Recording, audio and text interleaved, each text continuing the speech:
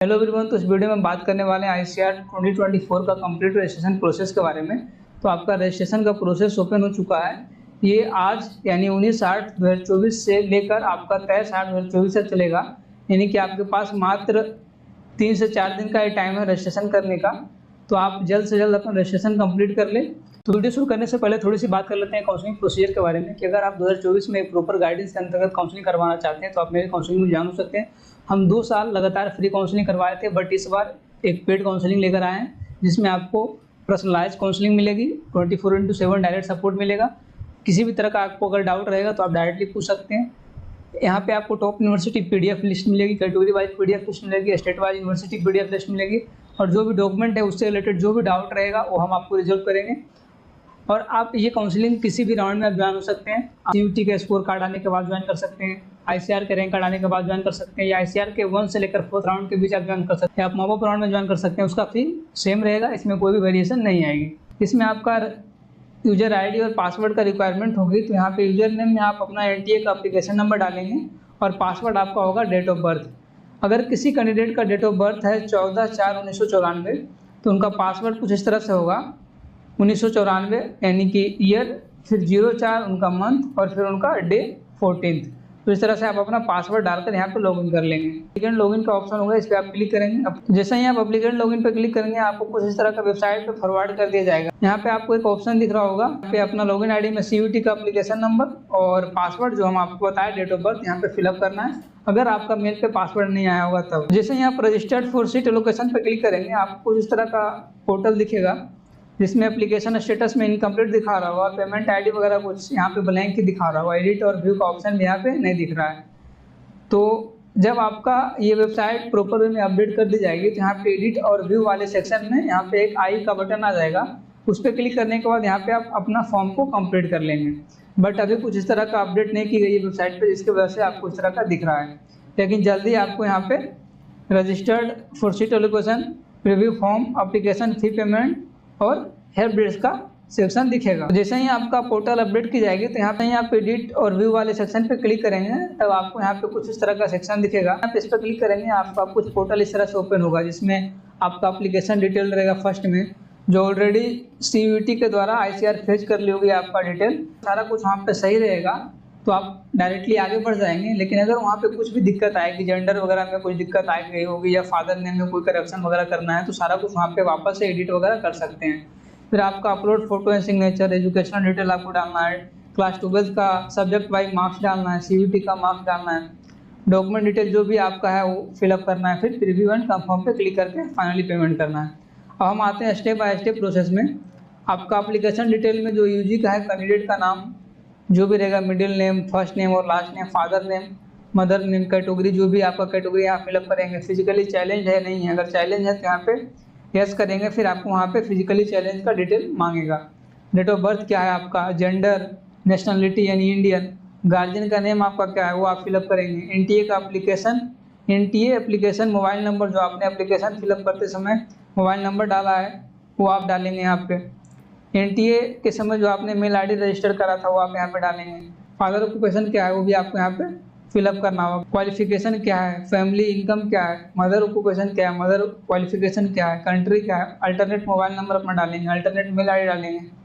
फिर domicile state क्या है आपका, आप कश्मीरी माइग्रेंट है या नहीं, अगर नहीं है तो नो करेंगे। रेसिडेंस प्लेस क्या है, आप गांव से आते हैं या शहर से आते हैं, गांव से आएंगे तो रूरल सेलेक्ट करेंगे, अगर आप शहर से बिलोंग करते हैं तो आप अर्बन सेलेक्ट करेंगे। कैटेगरी से बिलोंग करते हैं तो आप यस करेंगे, अगर नहीं है तो नहीं। फिर अपना परमानेंट डिटेल डालेंगे कि आपका परमानेंट डिटेल कहाँ का है, सारा यहाँ पे डालेंगे। बिल्डिंग नंबर, हाउस, अगर बिल्डिंग हाउस नंबर नहीं है तो आप यहाँ पे अपना गांव का नाम भी डाल सकते हैं। आप नियरली लिख सकते हैं अपना जो भी आपका बस स्टैंड है, जो भी लैंडमार्क में लाई करता है उसको आप डाल सकते हैं। सिटी टाउन, आपका टाउन क्या है वो आप डालेंगे, पोस्ट ऑफिस का नाम क्या है वो डालेंगे, स्टेट क्या है वो डालेंगे, डिस्ट्रिक्ट फिर अपना डालेंगे, पिन कोड डालेंगे। गार्जियन फादर का मोबाइल नंबर डाल सकते हैं, ये मैंडेटरी नहीं है। लैंडलाइन नंबर है आपके पास तो डालेंगे, नहीं है तो नहीं डालेंगे। फिर कोरस्पॉन्डेंस एड्रेस और परमानेंट एड्रेस दोनों सेम रहेगा तो आप सेम पे क्लिक कर देंगे, दोनों सेम ही हो जाएगा। लेकिन अगर आपका दोनों अलग अलग है तो आप दोनों अलग अलग डालेंगे। इसके बाद फिर आपको फ़ोटो एंड सिग्नेचर अपलोड करना है। फ़ोटो आप चूज़ फाइल पे क्लिक करेंगे और यहाँ पे फ़ोटो फिर अपलोड करेंगे, उसी तरह से सिग्नेचर भी अपलोड कर देंगे। इसका साइज़ आपका जो होना चाहिए फ़ोटो का साइज़ 100 KB से कम होना चाहिए। उसी तरह से सिग्नेचर का भी आपको 100 KB का कम साइज़ से अपलोड करना है। फिर सेव एंड प्रोसीड करेंगे। इसके बाद फिर आपको एजुकेशनल डिटेल में आपका 10th का डिटेल डालना है कि आप 10th किस बोर्ड से पास आउट किए हैं, ईयर ऑफ पासिंग क्या है, स्कूल क्या है, परसेंटेज क्या है, मार्क्स आपका क्या था, परसेंटेज में था कि CGPA में था। अगर आपका परसेंटेज में रहेगा तो परसेंटेज में डालेंगे। आपका मार्क्स कितना आया, टोटल मार्क्स कितना था, टोटल आपका 500 है तो 500 में कितना मार्क्स आया, तो ऑटोमेटिक यहाँ पे परसेंटेज कैलकुलेट कर लेगी। फिर उसी तरह से आपको 12th का डिटेल फिलअप करना है।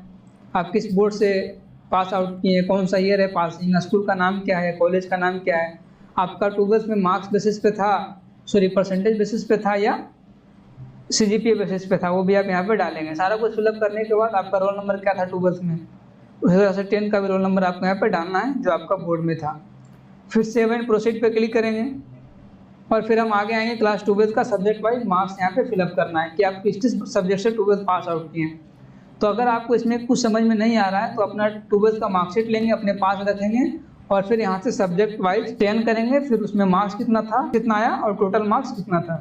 यहाँ जो सब्जेक्ट था वो मेन सब्जेक्ट था या एडिशनल सब्जेक्ट था, तो आपका तो मेन सब्जेक्ट ही होगा। जो भी आप PCB ग्रुप से हो या PCM ग्रुप से हो या एग्रीकल्चर इंटर एग्रीकल्चर रहा हो, तो जो भी आपका रहेगा वो आपका मेन ही होगा, यानी कंपलसरी में ही आएगा।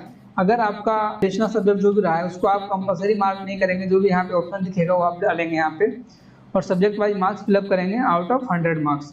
फिर सेव एंड नेक्स्ट पे क्लिक करेंगे। इसके बाद CUT का मार्क्स आपको डालना है, केमिस्ट्री मैथमेटिक्स जो भी आपका है वो यहाँ पे आपको फिलअप करना है। मार्क्स कितना कितना है सारे में आप यहाँ पे डाल के सेव एंड प्रोसीड करेंगे। और यहाँ पे फिर आपको अपना एडमिट कार्ड जो NTA इशू की थी वो आपको यहाँ पे डालना है। चूज फाइल पे क्लिक करेंगे और यहाँ पे NTA का एडमिट कार्ड डालेंगे। अगर NTA के एडमिट कार्ड के ऊपर प्रोविजनल लिखा है तो यहाँ पे आप प्रोविजनल भी सेलेक्ट कर सकते हैं। और जो भी आपका सर्टिफिकेट नंबर या मार्कशीट नंबर है यहाँ पे डालने के लिए खोज रहा है तो आप यहाँ पे अपना एप्लीकेशन नंबर यहाँ पे डाल सकते हैं एडमिट कार्ड वाले सेक्शन में। फिर अपलोड पे क्लिक करेंगे, आपका फाइल अपलोड हो जाएगा और जो आपका डॉक्यूमेंट है वो लेस देन 200 KB के नीचे होनी चाहिए। फिर इसी के बाद आपको proof of date of birth, जो भी आपका 10th का मार्कशीट है वो आप यहाँ पे डालेंगे, क्योंकि 10th के मार्कशीट पे डेट ऑफ बर्थ लिखा हो रहता है। अगर आपका 10th का मार्कशीट पे डेट ऑफ बर्थ नहीं लिखा है तो अगर आपके पास डेट ऑफ बर्थ सर्टिफिकेट है तो आप यहाँ पे डाल सकते हैं। और जो भी आपका रहेगा सर्टिफिकेट नंबर वो भी यहाँ पे मेंशन करेंगे। इसमें आप मेनली 10th का अगर आप अपलोड कर रहे हैं सर्टिफिकेट तो आप यहाँ पे 10th के सर्टिफिकेट के ऊपर एक सर्टिफिकेट नंबर मेंशन रहता है, उसका कॉर्नर में राइट साइड कॉर्नर में वहाँ पे आप देखेंगे तो वहाँ पे आपको मिल जाएगा। फिर आप सिंपली यहाँ पे अपलोड कर देंगे। और जो आपका 10th का मार्कशीट है वो आपका ओरिजिनल है, यहाँ पे ओरिजिनल सेलेक्ट करेंगे। फिर इसके बाद आपको जिस भी कैटेगरी से आप बिलोंग करते हैं SC ST OBC NCL general EWS category से यहाँ पे आपको सेंट्रल गवर्नमेंट का सर्टिफिकेट अपलोड करना है। हम ये बात बार बार बोले हैं जब भी हमने वीडियो बनाया है डॉक्यूमेंट के ऊपर काउंसलिंग के रिगार्डिंग, तो उसमें हमने हर बार जिक्र करा है कि जिस भी कैटेगरी से आप बिलोंग करते हैं आपके पास सेंट्रल लेवल का सर्टिफिकेट होनी चाहिए। फिर यहाँ पे आप सेंट्रल लेवल का सर्टिफिकेट अपलोड करेंगे। अगर आपके पास सेंट्रल लेवल का सर्टिफिकेट नहीं है अभी भी, अगर आपके पास अभी भी सेंट्रल लेवल का सर्टिफिकेट नहीं है तो आप डायरेक्टली व्हाट्सएप के थ्रू कॉन्टैक्ट करेंगे, आपको वहाँ पे हेल्प दी जाएगी। फिर जो भी आपका सर्टिफिकेट नंबर रहेगा यहाँ पे आप डालेंगे, फिर अपलोड पे क्लिक कर देंगे। वो भी आप यहाँ पे ओरिजिनल सेलेक्ट करेंगे क्योंकि आपका वो सर्टिफिकेट ओरिजिनल है। फिर यहाँ पे all certificate and marksheet grade sheet report slash letter to class 10th and 12th, तो इसमें आप क्लास 10th का मार्कशीट और क्लास 12th का मार्कशीट दोनों को एक PDF बनाकर यहाँ पे अपलोड करेंगे। अगर आपके पास इसके अलावा प्रोविजनल सर्टिफिकेट भी है 10th और 12th का तो भी आप डाल सकते हैं। अगर नहीं है तो सिर्फ 10th का मार्कशीट और 12th का मार्कशीट दोनों एक PDF में कंबाइन करके यहाँ पे चूज फाइल पे क्लिक करके उस PDF को अपलोड कर देंगे। दो PDF को सिंगल PDF में कैसे बनाया जाता है उसका भी आपको एक लिंक मिल जाएगा डिस्क्रिप्शन बॉक्स में, वहाँ उस वेबसाइट पे क्लिक करके आप सिंपली दो PDF को एक PDF में कन्वर्ट करके अपलोड कर सकते हैं। 200 KB के नीचे भी आपको साइज रिड्यूस करने का भी लिंक मिल जाएगा। सर्टिफिकेट नंबर है तो इसमें आप सिंपली 10th या 12th किसी में से किसी एक का भी सर्टिफिकेट नंबर यहाँ पे मेंशन कर सकते हैं और जो यहाँ पे आपका टाइप रहेगा ओरिजिनली रहेगा। इसके बाद फिर आते हैं डोमिसाइल सर्टिफिकेट। जिस भी स्टेट से आप बिलोंग करते हैं उसका डोमिसाइल सर्टिफिकेट यानी निवास प्रमाण पत्र, इसको हिंदी में बोलते हैं, ये भी आपको यहाँ पे अपलोड करना होगा। ये भी आपका ओरिजिनली रहेगा और जो भी डोमिसाइल सर्टिफिकेट नंबर रहेगा उसको आप यहाँ पे फिलअप करेंगे, अपलोड पे क्लिक करेंगे। फिर आते हैं ट्रांसफर स्लैश लिविंग सर्टिफिकेट। तो जिस भी स्कूल से आप लास्ट बार पास आउट किए हैं, कुछ कैंडिडेट का इशू ये होता है कि वो किसी कॉलेज से पास आउट करते हैं फर्स्ट ईयर या सेकेंड ईयर में, तो आप जहाँ से पास आउट किए हैं आपके पास जो सर्टिफिकेट स्कूल लिविंग या कॉलेज लिविंग सर्टिफिकेट मिला है वही आपको यहाँ पे अपलोड करना है, तो वो भी आप यहाँ पे अपलोड कर सकते हैं। और जो आपका टीसी या SLC के ऊपर जो आपका सर्टिफिकेट नंबर है वहाँ पे आप मेंशन करेंगे और अपलोड पे क्लिक कर देंगे। कैरेक्टर सर्टिफिकेट, ये कैरेक्टर सर्टिफिकेट भी आपके स्कूल के द्वारा दी जाती है, जिस भी स्कूल से आप लास्ट बार पढ़ के निकलते हैं। जैसे कि आप 12th पढ़ के आप निकले हैं किसी भी स्कूल से, तो वहाँ से आपको मिला होगा। अगर आपको नहीं मिला है तो आपका जो मार्कशीट है, मार्कशीट के ऊपर ही लिख देता है कि आपका इनका जो कंडक्ट है वो गुड है, तो वो भी आप वहाँ पे देखेंगे। जैसे कि बिहार से आप बिलोंग करते हैं तो बिहार बोर्ड में आपको कैरेक्टर सर्टिफिकेट अलग से नहीं देता है बोर्ड वाला, आपके सर्टिफिकेट के ऊपर ही वहाँ पे एक ऑप्शन सेक्शन बना के वहाँ पे आपका कंडक्ट गुड लिख देता है, या जो भी आपका वहाँ पे एक्सेलेंट वगैरह वहाँ पे ऑप्शन मिल जाएगा। तो आप वहाँ पे भी आप 12th का सर्टिफिकेट ही अपलोड कर देंगे अगर आपका कैरेक्टर सर्टिफिकेट उसी के साथ अटैच है। इसके बाद फिर अपना copy of bank passport, ration, pan card, Aadhaar card.